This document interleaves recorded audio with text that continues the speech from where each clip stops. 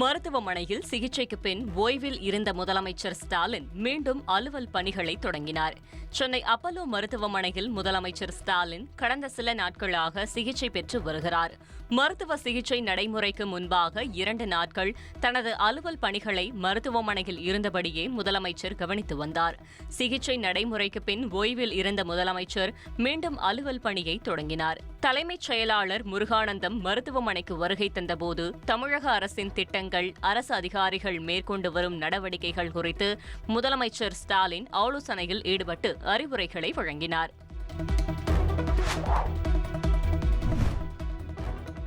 கும்மிடிப்பூண்டி சிறுமி பாலியல் வன்கொடுமை வழக்கில் கைதானவர் அசாமைச் சேர்ந்தவர் என்பது தெரியவந்துள்ளது.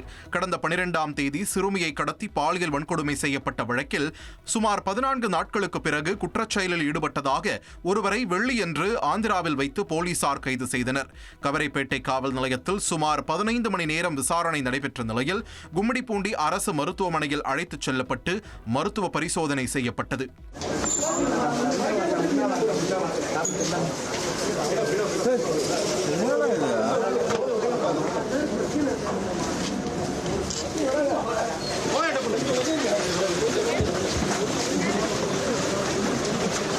இதனிடையே அவரது பெயர் ராஜு விஸ்வகர்மா என்பதும் அசாமைச் சேர்ந்தவர் என்பதும் விசாரணையில் தெரிய வந்துள்ளது.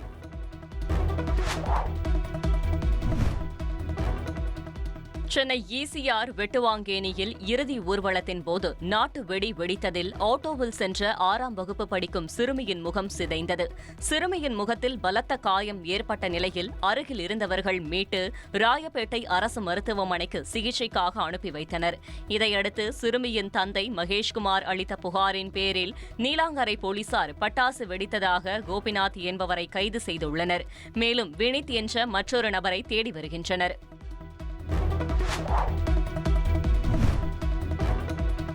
நெய்வேலியில் 400 கோடி ரூபாய்க்கு இரிடியம் விற்க முயன்ற 4 பேரை மாறுவேடத்தில் சென்று போலீசார் மடக்கி பிடித்தது பரபரப்பை ஏற்படுத்தியுள்ளது.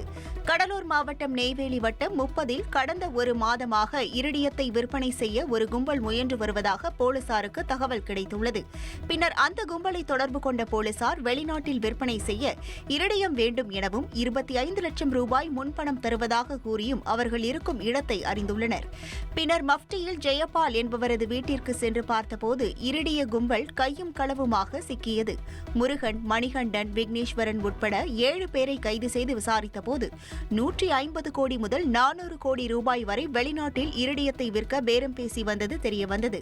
பின்னர் அந்த பொருள் இரிடியமா அல்லது வேறு பொருளா என ஆய்வுக்கு அனுப்பிய போலீசார் இதன் பின்னணி குறித்து தொடர்ந்து விசாரணை நடத்தி வருகின்றனர்.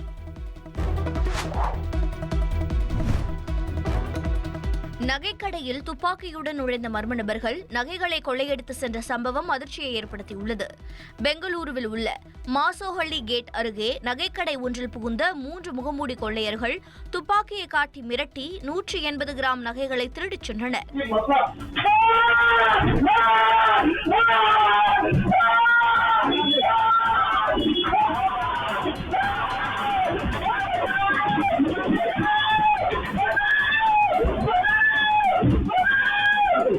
இந்த சம்பவம் குறித்து போலீசார் வழக்கு பதிவு செய்து விசாரணை நடத்தி வருகின்றனர்.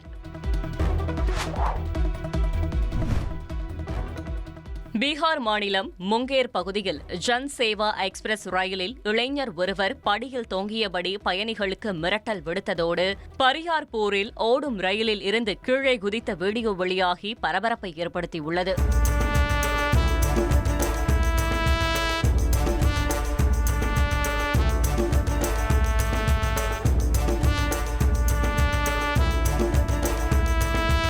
பயணி ஒருவரின் செல்போன் காணாமல் போன நிலையில் அங்கிருந்தவர்கள் ரயிலில் பயணித்த அந்த இளைஞரை சந்தேகத்தின் அடிப்படையில் பிடித்து விசாரித்துள்ளனர்.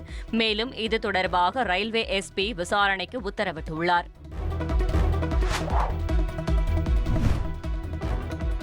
சத்தீஸ்கர் மாநிலம் ராய்ப்பூரில் கனமழை பெய்ததன் காரணமாக நகரின் பல்வேறு பகுதிகளில் சாலையில் மழைநீர் தேங்கியது.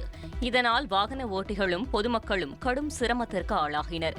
மேலும் மத்திய பிரதேசம், சத்தீஸ்கர் உள்ளிட்ட மாநிலங்களுக்கு இந்திய வானிலை ஆய்வு மையம் ரெட் அலர்ட் விடுத்துள்ளது குறிப்பிடத்தக்கது.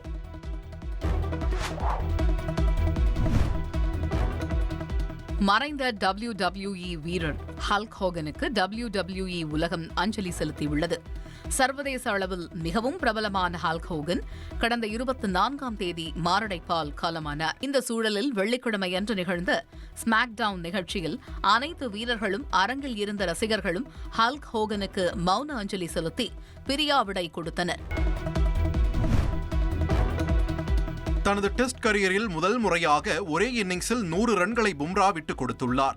48 டெஸ்ட் போட்டிகளில் 91 இன்னிங்ஸில் பந்து வீசியுள்ள பும்ரா ஒரு முறை கூட 100 ரன்களை விட்டுக் கொடுக்காமல் வீறுநடை போட்டு வந்தார். ஆனால் இங்கிலாந்துக்கு எதிரான மான்செஸ்டர் போட்டியின் முதல் இன்னிங்ஸில் 100 ரன்களை விட்டுக் கொடுத்து தனது வீறுநடைக்கு முடிவுரை எழுதியுள்ளார். இது மட்டுமின்றி இந்த போட்டியில் பும்ராவின் வேகம் குறைந்ததோடு 140 கிலோமீட்டர் வேகத்தில் மிகவும் சொற்ப அளவிலேயே பந்து வீசியதை சுட்டிக்காட்டி பும்ராவின் உடற்தகுதி மீது விமர்சனம் எழுந்துள்ளது.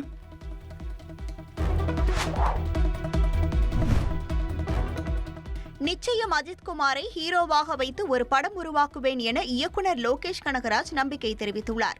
நேர்காணல் ஒன்றில் அஜித்துடன் இணைவது குறித்து எழுப்பிய கேள்விக்கு பதிலளித்த லோகேஷ், அஜித்குமாரை வைத்து கண்டிப்பாக படம் இயக்குவேன் எனவும் அதற்காக பேச்சுவார்த்தை தொடங்கியுள்ளதாகவும் குறிப்பிட்டார்.